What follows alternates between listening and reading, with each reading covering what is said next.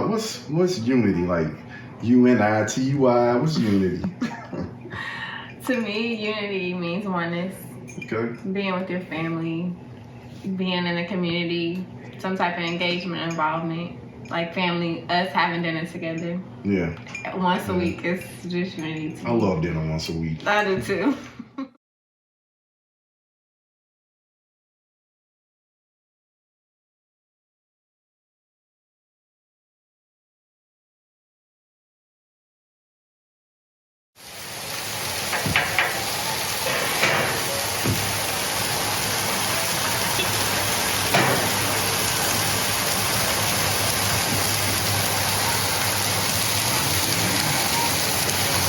Going over, y'all. Hello, hello. I'm up with the rocket sugar. Oh yeah.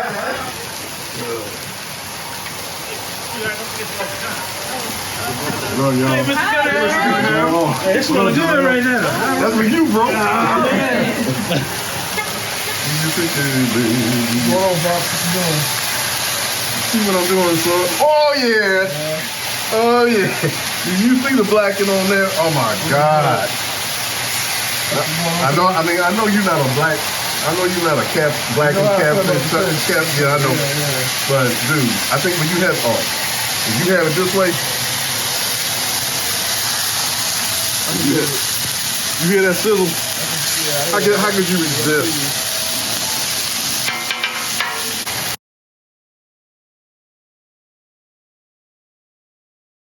Hey y'all. Hey, Mr. This is Kwanzaa with the Cunninghams, third edition or something like that. And two of my sons have their family and friends over here right now.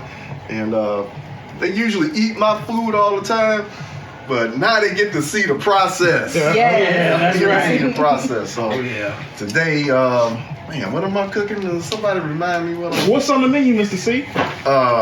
I'm glad you asked. I'm glad you asked, Marley. So shrimp Creole, black and catfish. Okay. Good, yeah. Black and catfish. Shrimp Creole and sausage. Maybe some bread so you can dip that bread up in there. I know that's right. And y'all feel me? Yeah. Be ready. All right, y'all get back to y'all game. All right. All right. Okay, how was that?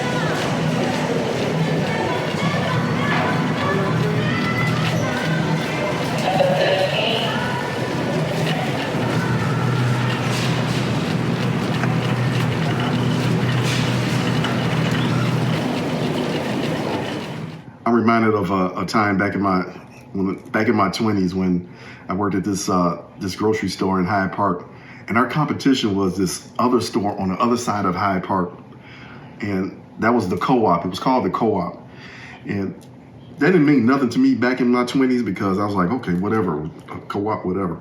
But I later learned that a Co-op is where it's not a chain store. It's independently owned and operated by the people who invest into that store. And then that store gives back to that community what that community wants. And so, I mean, man, that's dope actually, because if you're thinking about being a business owner or an entrepreneur or whatever, the main thing is like, man, what is my market? What is, how can I give to the people? And then everybody, it's almost like a revolving door of income and services and goods. And I wasn't thinking about that back, in my 20s, but I do remember my days back in Hyde Park. The Co-op on the other side of town. So good times. So before we start doing anything, I want to do the rice first, because all the chopping of the trinity and whatnot, you guys will see what I'm talking about when I'm talking about the trinity. But first I want to do the rice because I want to get that out the way. What kind of rice do you use? This is just regular long grain rice. This is no-see, y'all, by the way. So check that out. All right, so that's rice. Nice sizable pot. All we gotta do is add some water. That's not enough water. Yeah, definitely need more. Yep, gonna need more. Now just keep adding. So I'm gonna give this a stir. Okay. A little bit of a stir. No, I'm gonna see if I can do that one on that too. This is my friend, my finger. What does that do? Pour till I get to that first line in my finger. Oh, I see. The rice is ready to go on the stove, just like that. Oh, and then a little bit of olive oil.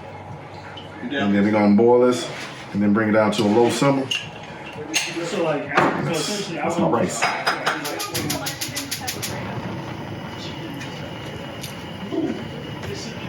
So Nate, what are you determined about? What are you reading? Trusted leader. Okay.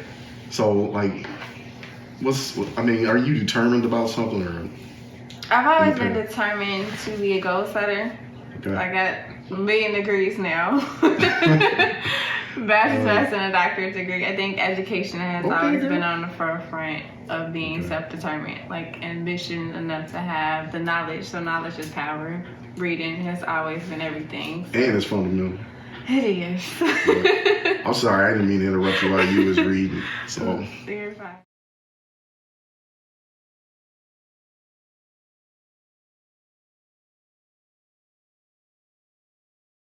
Andouille sausage. There's different types of sausages that we use, but this andouille sausage, like whenever you go down to New Orleans, this is probably what's in there. So this has got like a pork component to it and a whole bunch of garlic and spices. Now, if pork is not your flavor, then you can always do like a chicken, like a chicken andouille sausage. So I'm gonna have a combination of the two. But if you're definitely not into pork, then you can always use the chicken sausage. All right, so basically I just want to, do something like that. I can go like that, or I can halve down, and then I can quarter. So there's not so many big pieces in there. Or I can go lengthwise, I can go this way. But I definitely want to have this in there along with that trinity that we talked about earlier. And that's my andouille. Some thick pieces, some small pieces. And that is the base for our shrimp Creole. That's where the flavor is, y'all. That's where the flavor is, man. For real, though. All right, y'all, this is my broke down iron skillet, man, but this is my favorite iron skillet right here. And then that sausage that I did earlier, I just put it in the bottom of that iron skillet and let them juices come up from that, just to give it a little char, just to give it a little flavor, just to give it a little glisten. Somebody know what I'm talking about? If you want to use more sausage, you can, but that's what we talking about right there. Just adding like 5 years ago. I told Lisa, I'm like, you know what? I'm gonna start a block club. And she was like, okay, start a block club. So here's us. Here's us in our village magazine. I think it comes out like bi-monthly. And that's us down there. And so started this block club thing. And a lot of people kind of, leery about that because it's like, I don't want people to, be in my business. But nobody's in anybody's business. It's just that I can wave to my neighbor next door, like, hey, what's going on? I don't know what's going on in his house. I just know who he is. The cars, the families, the kids on the block, the cars that ain't supposed to be there, that kind of stuff. If I go to bed and then I get a call from my neighbor, hey, dude, your garage door is open. Man, that's what I'm talking about. Like, yeah, thanks, bro. I mean, that's what I'm talking about. Just putting in the work as somebody in your community. You could be a block club coordinator. You could run for office. I mean, these things are how we, keep our community, tight and secure and have a voice in the community. And that's my idea of collective responsibility. Oh, look at the size of this 16, 20 count shrimp right here. This is gonna be good. It's gonna be good. Should I keep the tail on? So here's the thing about shrimp, all right? I actually like the tail on because I don't know how I feel about the tail, but yeah, I know, but I'm just saying when the tail is on there, it makes it something to hold on to, and then it's like a vehicle for the shrimp. You can take it off if you want to. You just plug it off like that. Okay. But it just looks prettier with that tail on like that. So it's all good. Let's keep shucking, baby. Okay. Shucking the shrimp. I get it. Shucking the shrimp. No, she was like, Shucking. These are the shrimp shells that we did earlier when we deveined the shrimp and everything. Y'all, hey, let me tell y'all something. Look at here. This makes the most beautiful broth right here. Are these shrimp things? So if you don't got no broth, like chicken broth or beef broth or anything, use this. Boil this in some water, and that'll start your broth off. Try it out. Try it out.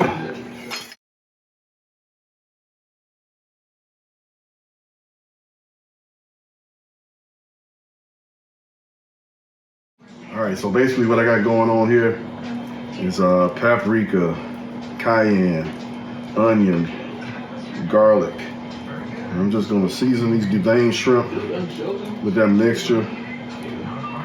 Onion powder. Did I say onion powder already? Y'all can see the redness in that. Freshly ground black pepper.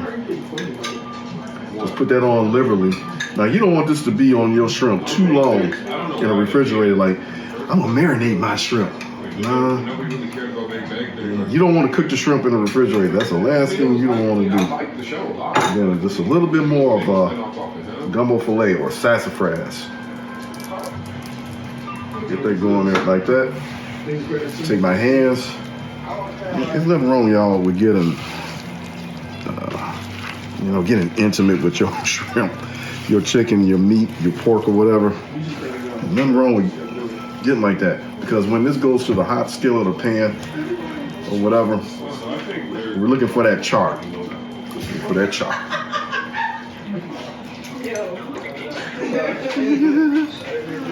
y'all are all right. Y'all are all right.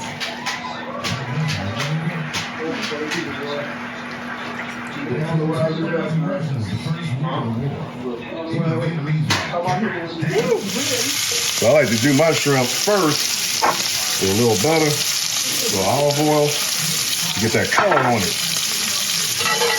Rather than just putting it in the pot, ain't got no color on it. You gotta have something. You gotta look at that. Get in there, Lisa. Get in there. You got a color on there. Like you want. You want to char it up a little bit, but you want to cook it all the way. Man, baby, it's looking good. You know how I love seafood. Mm-hmm. Oh my God. Mm-hmm. Can I just try one? No. So it's not ready. It's not ready. No. Okay. Thanks. I appreciate that. But I sure want one.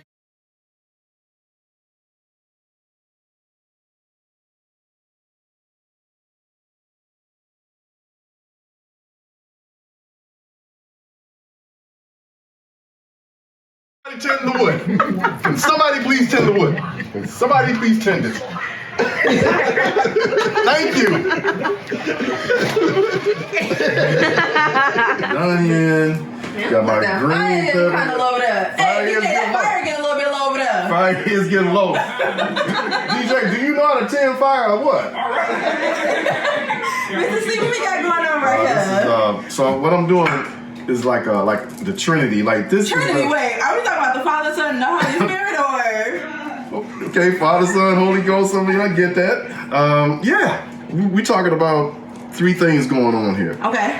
So in order for Creole or Cajun food to taste the way it tastes, you gotta have onion. Okay. You gotta have green pepper. Gotta have the green peppers. And you gotta have celery. Yes, sir. Those three things.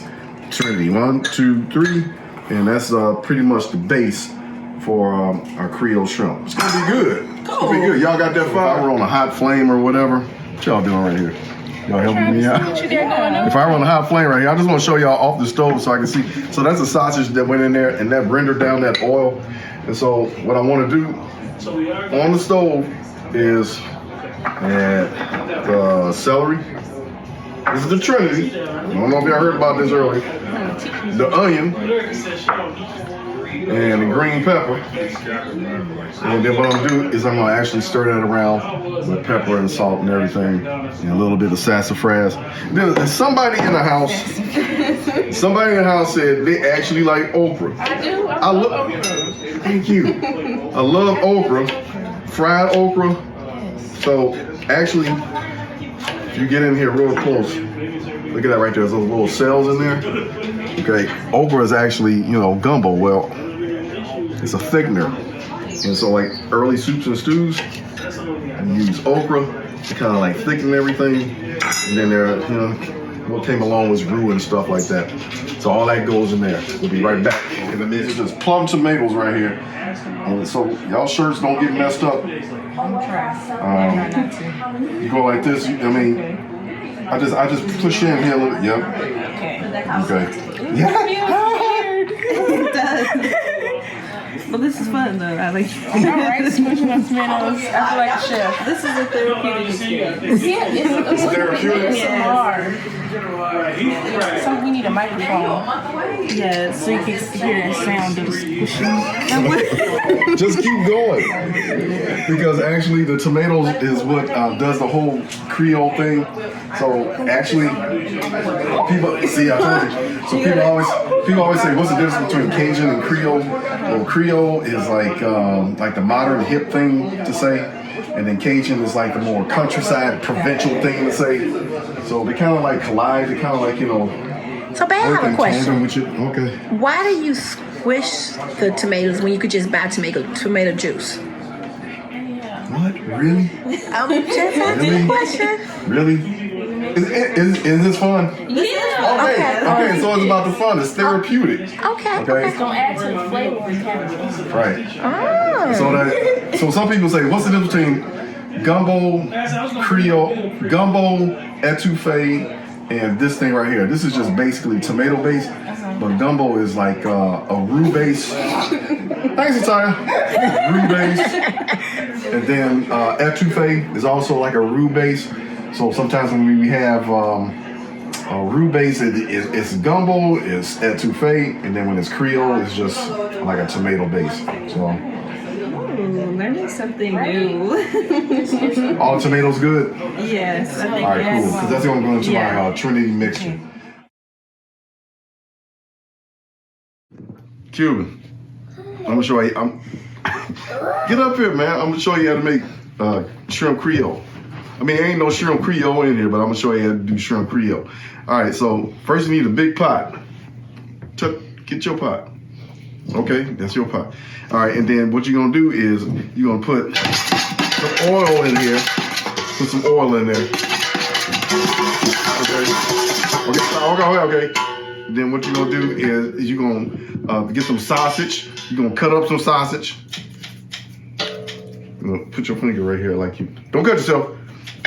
Like you cut up some sausage in there. Okay. Then you can pour the sausage out into somewhere else. Okay. Then you can come back over here. Okay. And then what you're gonna do is you're gonna get some shrimp. Yeah. Get some shrimp. Put some shrimp in there. Hey, little fishy. Hey, shrimp. Then you take the shrimp out. Pour the shrimp out. Put that somewhere else. Okay. Then you're gonna cut up a whole bunch of green peppers. Onion. Say onion. Onion. Celery. Cherry. You're gonna say it again. Celery. Yeah, you're gonna cut that up. You're gonna put that to the side. Then what you're gonna do is you're gonna take some tomatoes. You're gonna go like this. Put that to the side. Then what you're gonna do is you're gonna get some chicken broth, like 4 cups. Say 1, 2, 3, 3, 4. 4. All right, and then you got the chicken broth. And then what you do is you put all that back into the pot. Then you put the shrimp back in there. Put the shrimp back in there. Hey, little fishy. Hey, little fishy. Put the sausage back in there. Hey, little fishy. Hey, little. You got the tomatoes in there. Stir it up.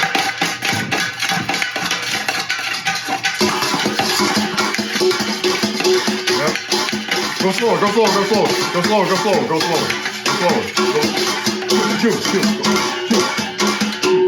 Go slower. Okay. And then you do this. Do this. And then you use rice and then it's shrimp Creole.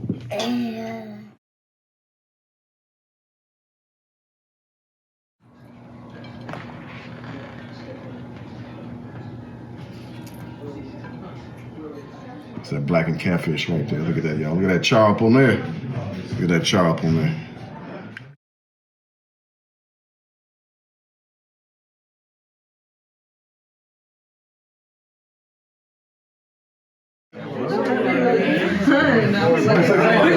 Because You said Canada? Blackest Blackest catfish right here, y'all. Slap down there. Man, that looks Look at them great. juices going around in there. At least look at them juices going around. Look at them juices going around.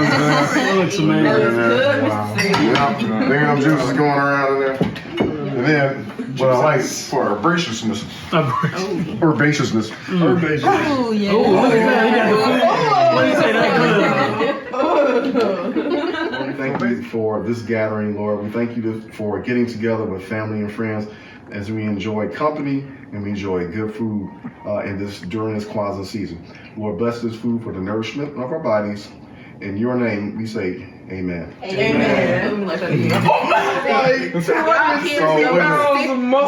Every new disease there is, my kids gonna be healthy. They gonna eat beets from the ground.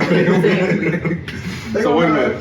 So what state do y'all want to live in? Then? Because that determines what the source is. It does. That's also true. Well, he gonna live in the South, so. Either Texas or Georgia. One of those. I can see that for y'all. Texas or Georgia. Imani is such a popular name these days. It means faith. I mean, how do you work faith into your everyday walk of life?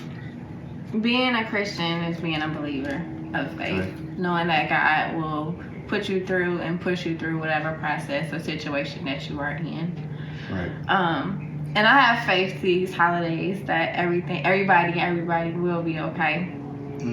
This bear reminds me of TT Twana, and I know TT Twana will be okay. I have the faith and I believe that she will be okay. Yeah, and he's not going to put any more on you than you can bear. And that's beautiful. I mean, we loved TT Twana and applying our faith, when you're going from day to day, helps us get through things, right? Yes. Yeah. So, Praying for you, TT Twana. Got some of this tomato in there. Here we go. With rice. Oh my God, I need Tabasco sauce. Oh, thanks, Casey. A little Tabasco on there.